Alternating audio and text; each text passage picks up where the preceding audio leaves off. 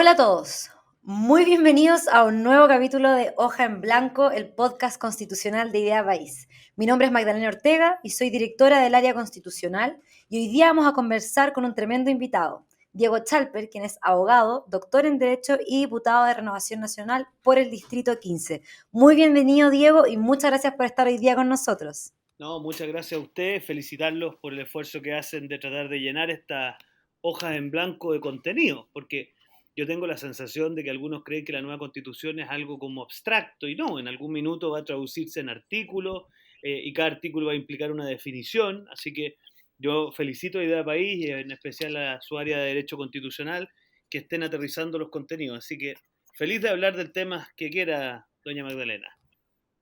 Efectivamente, esa es la inquietud, tratar de llenar de contenido los espacios y hay uno particularmente que queremos conversar hoy día que se ha ido tomando de a poco la agenda, el espacio público. Yo te diría que desde el 2006 en adelante, cada día con más fuerza y ya a partir del estallido social con nombre y apellido, la demanda, ¿no es cierto?, por derechos sociales, que es educación, seguridad social, salud, ¿no es cierto? Incluso ahora hablamos de nuevos derechos sociales que se podrían incluir y este proceso constitucional parece ser el momento perfecto para discutirlo.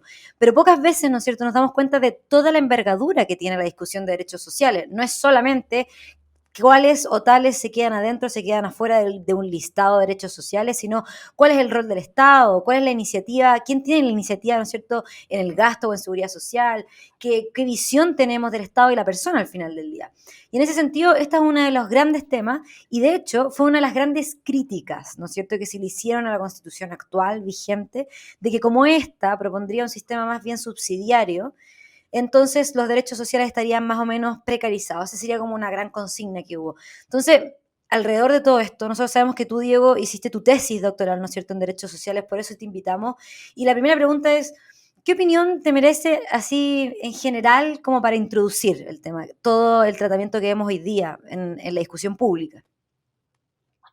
Sí, bueno, yo la verdad que yo cuando estuve estudiando mi posgrado en Alemania, me metí en el tema de los derechos sociales progresivamente. Primero en mi máster estudié cuál es la relación que existe entre la justiciabilidad de los derechos sociales, justiciabilidad Ujú. entendida como la capacidad que uno tiene de poder requerir la intervención directa de un tribunal respecto a un derecho social en particular. Por ejemplo, pensemos en una señora que, poniéndolo en proporciones chilenas, fuera a un centro de atención primaria, quisiera una intervención quirúrgica, no la obtiene y por lo tanto demanda de un tribunal que el tribunal le ordene a ese centro de salud que realice tal y cual intervención quirúrgica. Eso sería justiciabilidad, o sea, poder requerir la intervención directa de un tribunal.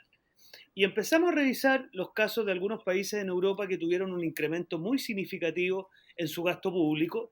Y en la práctica lo que Ujú. empezó a ocurrir fueron dos fenómenos. El primero, un desborde del gasto público, y en segundo lugar, una incapacidad del sistema público de responder a las demandas. Entonces empezaba a ocurrir que una persona interponía una acción judicial, el tribunal, como el juicio que tiene que hacer el tribunal es si ha lugar o no ha lugar el derecho, no preocuparse de las finanzas del Estado, los tribunales normalmente daban a lugar los derechos sociales y el problema es que esa señora o caballero después iba a los servicios de salud pública y no tenía cómo hacer efectivo esa sentencia.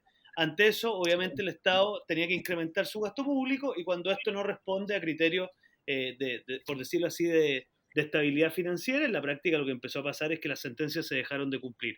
Esto empezó a ocurrir en Portugal, en España, en Grecia, es lo que le llaman la crisis de la deuda pública, porque obviamente los gobiernos Claro. para poder responder a esto tuvieron que endeudarse y bueno, y ahí viene todo lo del pacto fiscal europeo y una serie de cosas que se siguieron de eso. Entonces, ¿por qué les traigo esto a colación? Porque siempre va a ser mucho más, digámoslo así, atractivo decir que las personas puedan requerir directamente sus derechos sociales y por lo tanto demandar por parte de los tribunales. Eso suena muy bien, pero yo creo que es importante que en Chile en este tema nos sobrepongamos a las consignas, Ujú. miremos los países que han sido exitosos, y por eso para mí era tan importante Alemania. Y lo que yo hice después, Mane, fue hacer una tesis doctoral donde comparo el modelo constitucional alemán de la Constitución de Bonn, o lo que le llaman el Grundgesetz del año 1948, con lo que es la Constitución chilena, específicamente en cómo se aborda el tema de los derechos sociales. Y la Constitución alemana tiene una particularidad muy especial, que es que la Constitución del Weimar, que es inmediatamente la anterior, tenía un eterno catálogo de derechos sociales. Y la Constitución alemana toma una alternativa totalmente distinta. No tiene ninguno. Algunos dicen que el artículo sexto con la protección a la familia sería un derecho social, pero así como entendemos nosotros, derecho a la salud, derecho a la educación, no los contiene. Catálogo, claro. Claro, sino que más bien se juega por un modelo en donde en su artículo 20, que es un artículo angular, dice la República Federal Alemana es una república social, federal y de derecho. La traducción no es 100% precisa, pero en el fondo lo que se dice es que en vez de tener derechos que se pueden reclamar individualmente, se opta por un concepto que se llama una meta constitucional vinculante, es decir, un emplazamiento constitucional dirigido al legislador. ¿Por qué al legislador? Porque es el Ujú. órgano democráticamente legitimado, y además por otra razón, porque el principio del Estado de Derecho obliga, por una parte, que la administración del Estado solo puede actuar en la medida en que tiene un fundamento legal en su potestad, perdonen que hable en términos tan jurídicos, pero y después el Poder Judicial falla de acuerdo a derecho. Entonces, el mandato constitucional va dirigido al Parlamento, primero por una razón de democracia, segundo por una razón de Estado de Derecho, es decir, porque de ahí se estructura a partir de la ley todo el andamiaje posterior, y también por una razón política, que es que el constituyente alemán estima que es el Parlamento el que está en mejor posición de discernir una atención muy propia a los derechos sociales, que son demandas ilimitadas frente a capacidades limitadas, y por lo tanto Claro. las prioridades de la política fiscal y las prioridades de la política social, a juicio del constituyente alemán, quien está en mejor posición de resolverlo es precisamente el Parlamento. Ese es un poquito, y ahí, bueno, aplicado a Chile, en Chile, hacia modo de resumen, yo podría decir que tenemos, como siempre, un gato pardo, ¿ah? Porque tenemos en el 19 número 9 un derecho a la protección de la salud, tenemos un derecho a la educación, tenemos efectivamente un derecho a la seguridad social, pero se formulan como derechos, es decir, dan la impresión de ser derechos, pero cualquier análisis mínimamente riguroso te lleva a la conclusión que no están concebidos como derechos subjetivos, sino que más bien, Como los otros, digamos.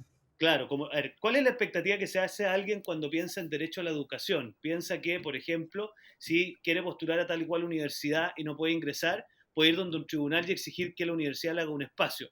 Cuando alguien piensa en derecho a protección de la salud, piensa que si va al hospital de Antofagasta, en tu caso, o en el caso mío, al hospital de Rancagua, y no le atienden su intervención ambulatoria de invento, la cadera, puede ir donde un tribunal y exigir que el hospital la opere. ¿Te fijas? Entonces, da una, mi crítica a la constitución chilena es que da una expectativa que la constitución no cumple, porque la concepción que subyace al derecho a la protección de la salud, al derecho a la educación, al derecho a la seguridad social, yo te diría que es más bien, uno, un mandato al legislador a regular, o, para los que son más críticos, es más bien un derecho, digámoslo así, una libertad personal expresada con una carcasa de derecho, pero en la práctica siendo más bien una libertad que un derecho subjetivo propiamente tal. Entonces, raya para la suma, para mí haber estudiado este tema en Alemania me ha servido para tres cosas muy breves. La primera es para darme cuenta que aquí en Chile todos hablan del Estado social con mucha propiedad,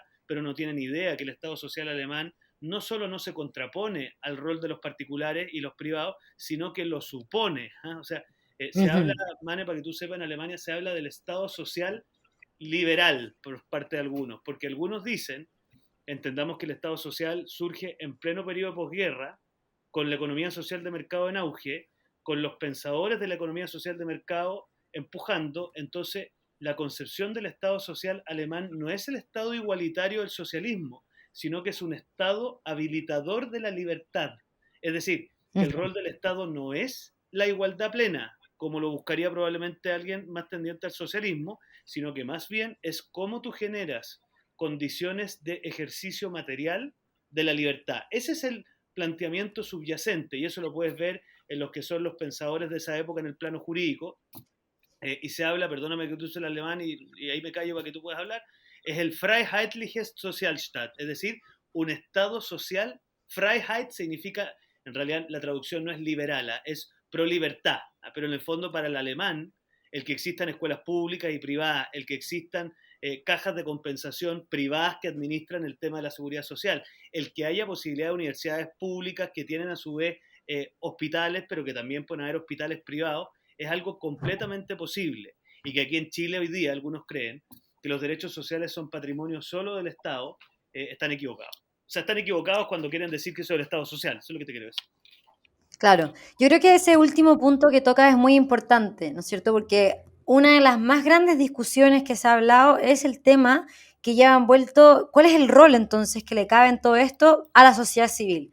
Porque en la discusión, ¿no es cierto?, que hemos visto que se ha dado es o son empresas lucradoras que no Mm, deberían tener espacio en salud o educación, o es el Estado pintando todo esto como si fuera blanco-negro, ¿no es cierto? Y llevando eh, a autores como, ¿no es cierto?, Fernando Atria a proponer su régimen de lo público, donde supuestamente se permite, ¿no es cierto?, la actuación de la sociedad civil y de los particulares, pero disfrazada, ¿no es cierto?, o más bien tan coartada que tiene que necesariamente ser bajo el régimen de lo público, que es actuar como si fuera en el Estado, y por lo tanto no hay espacio a cosas como objeción de conciencia institucional. Entonces, es una claro. forma que, a mi juicio, ¿no es cierto?, le quita mucha fuerza a la sociedad civil, le quita fortaleza también a la asociatividad y cosas que creemos, ¿no es cierto?, son pilares fundamentales. Entonces, yo creo que, ¿qué opinas tú de quizá este peligro latente que tenemos en que en la concepción de algunos, para que los derechos puedan estar verdaderamente garantizados, solamente los puede proveer el Estado? Yo creo que ahí hay uno de los grandes temas que probablemente van a ser de los más discutidos en la convención. Tú, ¿a qué le responde, no es cierto?, a esta gente que probablemente propone algo así como que lo público es solamente lo verdaderamente estatal. Sí, mira, el planteamiento de ellos es más o menos el siguiente. Es que, y de nuevo, por eso es tan importante el fundamento último. Como el fundamento último de ellos en los derechos sociales es la igualdad, ellos estiman Ujú. que la participación de los privados deviene necesariamente en una situación de desigualdad respecto de aquellos que se favorecen de lo privado en desmedro de lo público. Y por lo Ujú. tanto, este es el corolario final, y me parece a mí que la expresión más nítida de esto es la política pública implementada por el gobierno de la presidenta Bachelet, en donde se pone término a la educación particular subvencionada, y no contentos con eso, lo que hacen es trasladar la educación municipalizada bajo el mismo argumento, que hay municipios en mejor posición que otros, y por lo tanto aquí lo que tenemos que tender es a igualar, para ser más preciso. Y por lo tanto se establece esta idea de la ley de nueva educación pública y traducir a todos los establecimientos educacionales en los sistemas, en los servicios locales de educación. Entonces, cuando tu fundamento final es la igualdad, tú, aunque te guste o no, tu corolario final termina siendo que solo es posible proveer, por decirlo así, las prestaciones sociales, salud, educación, vivienda, alimentación, por la vía de órganos estatales, porque cualquier participación de los privados involucra inequidad. Cuando tu fundamento último es más bien asegurar condiciones de dignidad mínimas a todos, de manera de que puedan ejercer su libertad, se entiende que lo mínimo no es contrapuesto con que haya personas que puedan proveerse mejores condiciones que otras, sino que lo que tú haces es establecer un mínimo de dignidad común, pero después para ti no es problema y además no es que sea problema. Reconoces que la misma realidad y el ejercicio de la libertad supone distintos niveles de desarrollo, distintos niveles de inquietudes. Y por lo tanto tú partes de la base de que fijas un piso mínimo, de hecho los alemanes lo han hecho muy explícito, hay un fallo del Tribunal Constitucional alemán que fue muy importante porque se dio a propósito de lo que se llaman las leyes Hartz, que son las leyes Hartz por un ministro de Desarrollo Social. Las leyes Hartz que establecían los beneficios y la asistencia social para los más pobres y crearon el derecho a un mínimo común, pero fíjate, voy a usar la palabra en alemán, sometido al Vorbehalt des Möglichen, eso es en castellano, sometido a la reserva de lo posible, porque se entiende que establecer un nivel igual es una utopía y por lo tanto yo, de acuerdo a las capacidades que tengo, genero un mínimo de dignidad para todos. Esa fue una expresión muy nítida de la diferencia entre alguien que cree en la igualdad plena y que por lo tanto construye sus modelos desde ahí, en mi opinión, irreales, ideológicos y inacibles, porque tú comprenderás que esto es una opinión, pero la Unión Soviética no cae solamente por el enfrentamiento frío con la otra potencia internacional, cae porque Claro. este modelo de control centralizado, de ahogamiento y fatiga de la libertad termina por colapsar, porque es poco empático de lo que las personas somos. Entonces, yo tengo la sensación que para un modelo como el alemán, la lógica sería que los privados participen activamente, bien regulados. El tema del lucro tiene distintas medidas. El tratamiento en materia de educación es sin lucro, el tratamiento en otras dimensiones es incluso con un lucro regulado, pero lo Ujú. importante es la regulación. Y fíjate que tanto es así, y quiero citarte dos artículos para que los reflexionen, que el artículo sexto, inciso cuarto de la Constitución alemana dice que es obligación de la sociedad, de la Gemeinschaft, la custodia de la maternidad. ¿Por qué es tan importante? Porque ahí hay una señal de la Constitución alemana de que hoy día las problemáticas sociales como la maternidad, por ejemplo, no son solamente un problema del Estado, sino que también de los particulares y fíjate, usa el concepto comunidad, porque lo que busca establecer el constituyente alemán es que las personas libremente asociadas también tienen que cumplir un rol digamos, la resolución de estos problemas públicos. Y después está el Claro. artículo séptimo, inciso cuarto, que fíjate que establece una cosa bien curiosa, y yo se la digo aquí a mis colegas en la Comisión de Educación y les da un poquito de dolor de estómago. Dice, el derecho al establecimiento de colegios privados será protegido. No, o sea, ya el solo hecho de que establezca un derecho a establecer colegios privados, eso tiene una explicación histórica que ya te la voy a dar. Pero no Ujú. solamente contento con eso, establece que en aquellos casos en donde los colegios privados sean un complemento a las escuelas privadas, o sea, a las escuelas públicas, los, aplicando un lenguaje chileno, los sostenedores tendrán derecho a exigir subvención estatal. Es decir, la política del gobierno o del Estado alemán o de la Constitución alemana no solo es reconocer el derecho a la educación privada, sino que también favorecer el establecimiento de la educación privada cuando la oferta pública sea insuficiente. Dime tú, Que es exactamente lo contrario en Chile. lo Es contrario. decir, aquí lo que se dice es, nosotros queremos cooptar la oferta educativa solo con establecimientos públicos, incluso si los establecimientos públicos son insuficientes.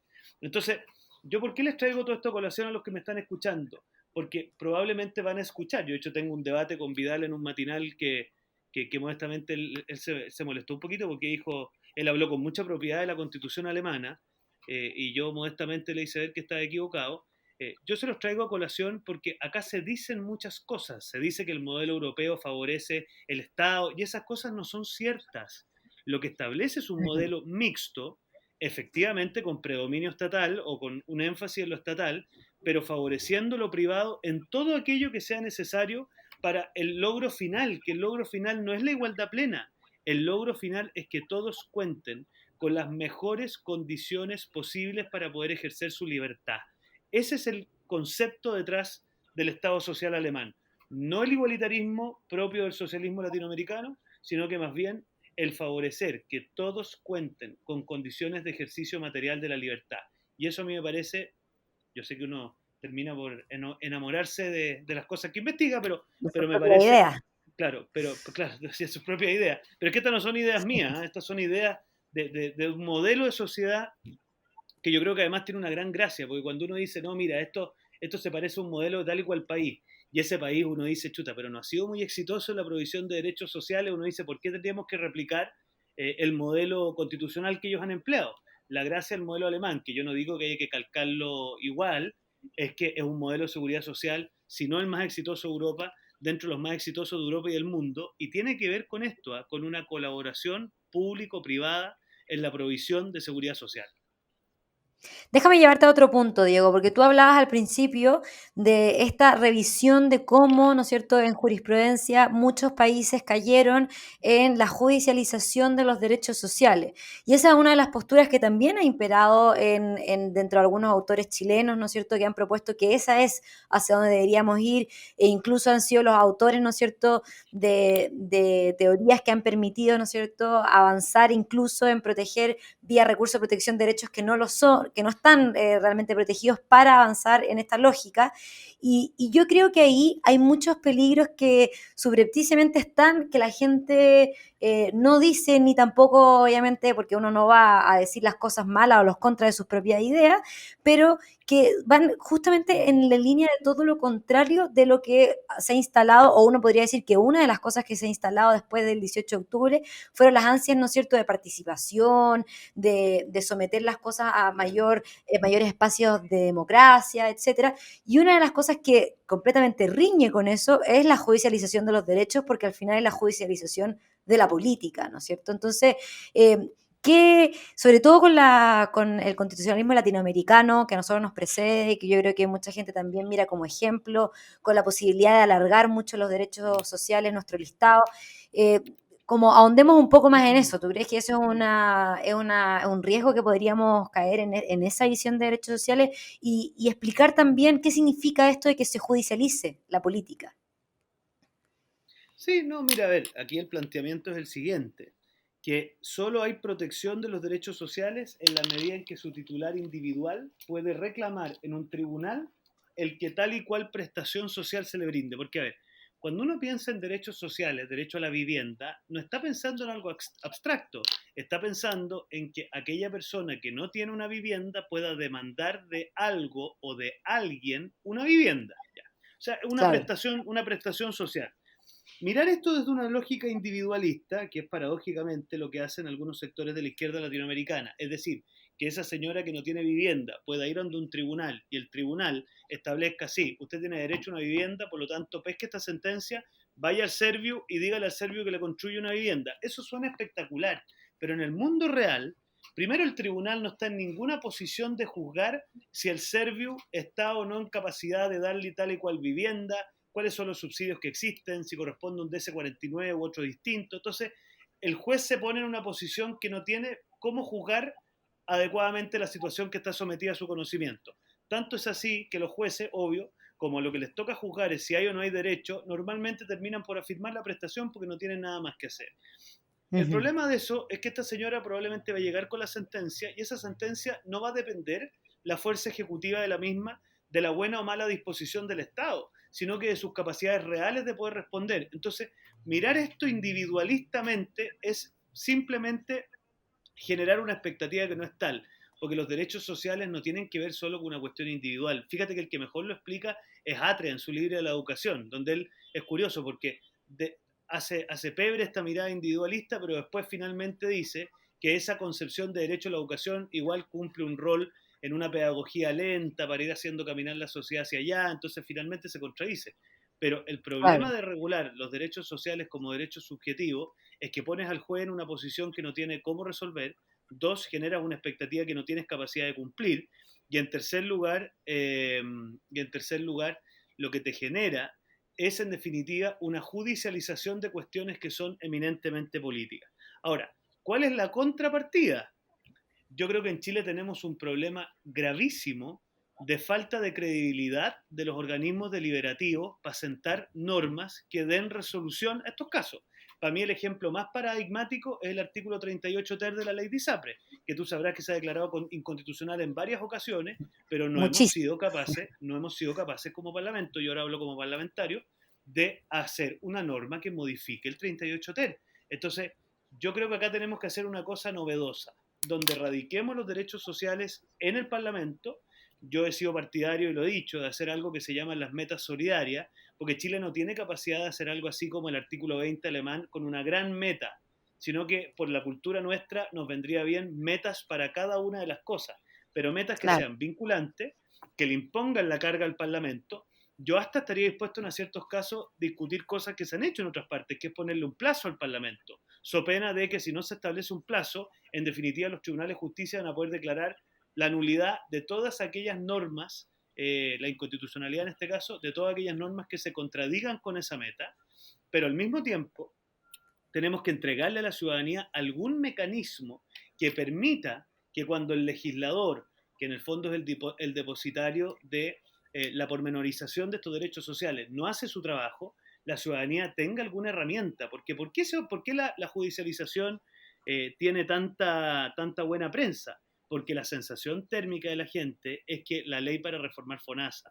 la ley mira, ¿para qué decirte la reforma de las pensiones? O sea, demora Ujú. tanto. Entonces, Que no en pasan. Alemania, claro, en Alemania ha surgido una teoría que yo la conozco de Alemania, posiblemente en otros países también, en que tú tienes una especie de recurso de protección contra el Parlamento, en donde el Tribunal Constitucional puede declarar la negligencia o demora inexcusable del Parlamento, y lo que se hace en Alemania es que se le pone un plazo so pena de legislar el TC. Yo creo que en Chile no tenemos espalda para eso, pero sí podría ser algo así, y esto ya tendría un efecto comunicacional y político potente, el que tú como ciudadano, después de un determinado plazo o constituyéndose en ciertas causales, pudieses requerir del TC que el Parlamento está en una negligencia inexcusable en la dictación de cual y cual normativa. Yo creo que esos son mecanismos de interacción entre los poderes que van dándole herramientas a la ciudadanía para poder requerir del Parlamento un poquito más de eficacia, o no digamos un poquito más, requerir del Parlamento eficacia. Esa puede ser una herramienta. Y lo otro es que tú Ujú. puedes crear un recurso en donde lo que juzgue el tribunal no es la pertinencia de tal y cual prestación en particular, sino que lo que juzgue a través de una especie de control normativo es si las premisas que llevan al legislador a resolver tal y cual cosa de una determinada manera responden al principio de proporcionalidad. Es decir, cuando por ejemplo se dice, apliquémoslo al bono de clase media que estamos ahora discutiendo en el Congreso, cuando se dice que aquellas personas que obtuvieron una rebaja de un 20% en su remuneración tienen tal y cual bono, el juez no está en posición de decir si ese bono es suficiente, insuficiente, eso no está en posición porque no tiene ni una posibilidad de saber cuáles son las demandas de seguridad social, cuáles son las capacidades fiscales del Estado, cuál está siendo el precio del cobre, pero lo que sí puede revisar es que la conclusión, es decir, bono de 500.000 pesos ante una rebaja de un 20% del sueldo, tiene un fundamento proporcional. O sea, puede revisar la fundamentación y eso obligaría al Parlamento, fíjate lo que te voy a decir, a tener un proceso de discernimiento mucho más transparente, reflexivo y fundamentado. Porque, digamos la firme, hoy día aquí en el En el proceso de Parlamento, formación de la ley. claro, pues, o sea, en el fondo, tener una especie de control normativo abstracto en ciertas legislaciones donde, por ejemplo, un tribunal puede decir, mire, el procedimiento de deliberación que ha seguido el Congreso en esta ley es desproporcionado. ¿Por qué? Porque no sé, no pondera suficientemente la cantidad de necesidad o sea, en fin. Y esto en Alemania, bueno, tú podrás ver que tengo muy de cerca el modelo alemán, pero en Alemania se llama el Verhältnismäßigkeit, o sea, en el fondo, el juicio de proporcionalidad. Si usted llegó a esta conclusión, yo no pongo en telejuicio su capacidad de llegar a esa conclusión, pero sí le exijo que los antecedentes que usted pone arriba de la mesa para llevarnos a esa conclusión sean razonables, sean proporcionales, sean legítimos y en último término realmente den cuenta de la necesidad que usted dice estar queriendo solucionar. Y eso hace que los parlamentarios, oye, no puedan votar cualquier cosa y si van a votar tienen que ser capaces de fundamentar porque llegan a una decisión u otra. Y eso hace que el proceso legislativo sea mucho más pausado, mucho más serio, mucho más atento a la sustentabilidad fiscal, porque el tribunal te puede decir esto no es proporcionado porque es absolutamente desproporcionado con la falta de política fiscal de largo plazo. Y eso ha pasado en Claro. Alemania. Entonces, son cositas que hay que ir mirando si es que lo que realmente nos interesa es hacer una constitución con un contenido que ojalá dure mucho tiempo y que sea que haga propias las lecciones que se han tenido en otros países. Tú sabrás que hoy día en varios países en el mundo hay reglas de estabilidad fiscal dentro de las mismas Claro. constituciones y esas son cosas que yo siento que a veces se dicen poco, porque es mucho más fácil decir que vamos a crear un derecho a la vivienda que usted puede reclamar ante los tribunales. Si lo que no le dicen a esa señora es que una vez que el tribunal le concede el derecho, no por eso es servido de estar en posición de construirle la De casa. entregarlo. Entonces, claro, entonces jugar con las expectativas de la gente y en eso tenemos que ser súper insistentes en que la señora me dice, ya, pero es que diputado, cuando hay que modificar las leyes que regulan los subsidios para que yo pueda entrar, ustedes se demoran 5 años, tiene toda la razón. Y ahí hay que darle alguna vía de escape a esa señora para que pueda requerir del Parlamento hacer su trabajo con más eficiencia. Absolutamente. O sea, hay muchos elementos que uno pudiera empezar a ver de la experiencia comparada para empezar a llenar de contenido esta discusión. Y bueno, Diego, se nos está terminando el tiempo, ha pasado volando porque esta conversación sin duda es muy interesante y tiene demasiadas aristas y demasiados aspectos en los que podríamos ahondar. Pero una última pregunta. El 11 de abril ya se nos acerca a pasos agigantados, vamos a saber pronto quiénes van a ser los que van a tener esta titánica tarea de ponerse de acuerdo, de dejar el eslogan y pensar también en las consecuencias jurídicas de lo que van a tratar de poner en la Constitución y todas esas cosas. Entonces, mi última pregunta sería, si tú pudieras decirle algo a los constituyentes que sean electos, ¿qué les dirías? Yo les diría que sean conscientes de que tienen una responsabilidad tremendamente importante en sus hombros, que acá muchas veces cuando uno construye consensos y acuerdos uno no logra todo lo que quisiera, pero al mismo tiempo hay ciertos principios a los cuales uno nunca puede renunciar. Y que no se les olvide que la Constitución es el rayado de cancha en el cual después se desenvuelve toda la actividad política y social de una comunidad. Entonces, yo les diría que se preocupen, que investiguen, que lean y que no improvisen, porque aquí no se trata de darle el gusto a una coyuntura, sino que más bien hacer las cosas bien para que esto ojalá perdure por mucho tiempo. Perfecto, bueno, muchísimas gracias, Diego. Ciertamente esperamos que escuchen esos consejos y dejamos hasta acá la conversación para otra oportunidad. Muchas gracias. Que te vaya muy bien. Saludos.